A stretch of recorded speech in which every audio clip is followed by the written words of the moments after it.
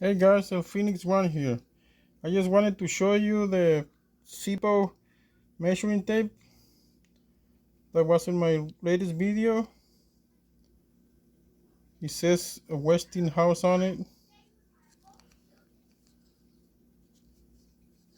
It's got the Zippo name in the bottom. It's about 15 inches long. I don't dare to pull it more than that. And here's compared to a Zippo.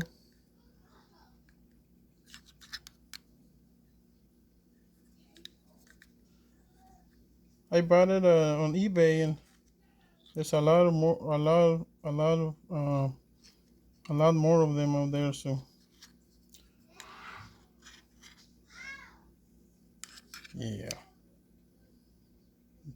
Well, thanks for watching, guys.